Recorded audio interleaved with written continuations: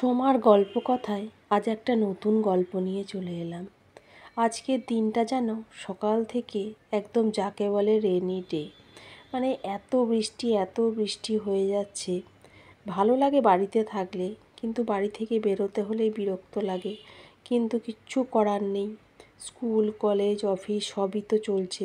বৃষ্টির জন্য কোনো কিছু তো আর থেমে থাকবে না। তাই সকাল সকাল উঠে ফুলগুলো তুলে তারপর ঠাকুরের বাসন টাসন ধুয়ে আমি চলে এসেছি সোজা রান্নাঘরে রান্না করতে। কারণ ছোটো মেয়ে যাবে স্কুলে, বড় মেয়ে আজকে কলেজে যাবে না। এত বৃষ্টির জন্যে ও বলেছে আমি আজকে বেরোবো না, আমার ভালো লাগছে না। কিন্তু আমার ছোটো মেয়েটি কোনো দিন স্কুল বন্ধ করতে চায় না। ঝড় বৃষ্টি আমি বলি যে তুফান এলেও তুই স্কুলে যাবি। ঠিক আছে, ও যদি ভালোবাসে সেটাই হোক, ওকে আমি স্কুলে পাঠাবো। তো রান্না বসিয়েছি। সকালে 7টা থেকে ও টিউশন গেছে, ওকে টিউশনে পাঠিয়ে দিয়ে তারপর আমি রান্নাঘরে এসেছি। তো আজকে হচ্ছে একটু ঝিঙে দিয়ে আলু দিয়ে পোস্ত করব। কারণ এখন তো বাজারের অবস্থা জানোই, বাজারে একদম সবজি টবজি পাওয়া যাচ্ছে না। মানে কি বিচ্ছিরি অবস্থা, এতদিন ধরে এত বৃষ্টি, তো আর সবজি খেতে কিছু ভালোও লাগছে না, বাচ্চারা তো কিছু খেতেই চায় না।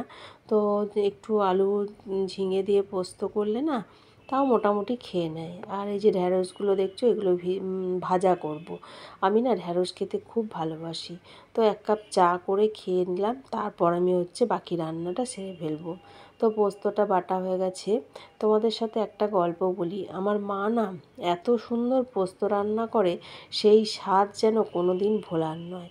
এতবার এত রকম চেষ্টা করেছি, কিন্তু কোনো দিন মায়ের হাতের সেই স্বাদ আমি আনতে পারিনি।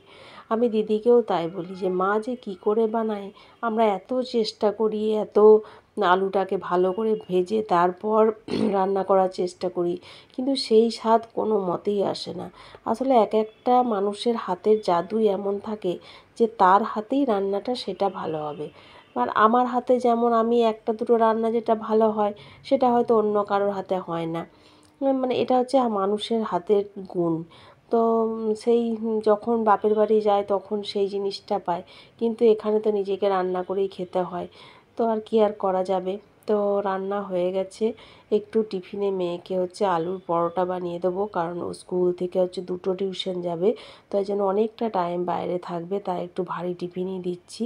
তো স্কুল থেকে নিয়ে আসার সময় ওকে, তো এটা দেখো, স্কুলে ওকে ঢোকার মুখে এত বৃষ্টি পড়ছে, তাও এই রাস্তার ধারে এই ফুলটা ফুটেছিল, এত সুন্দর লাগছিল। তো এটা দেখে আমি একটু ভিডিও করলাম। আর বাড়ি এসে দেখো এদের অবস্থা। আমার ওয়াশিং মেশিনের ওপর 3জনে মিলে বসে আছে। বৃষ্টি হলেই এদের উৎপাত। ঠিক এখানে এসে বসে থাকবে, রাত্রেও থাকে। তো ওইটাই ওদের একটা বাড়ি বানিয়ে ফেলেছে। তো মেয়েকে নিয়ে এসে বাড়ি চলে এলাম। তো ভিডিওটা যদি ভালো লাগে তাহলে লাইক কমেন্ট করে প্লিজ পাশে থেকো।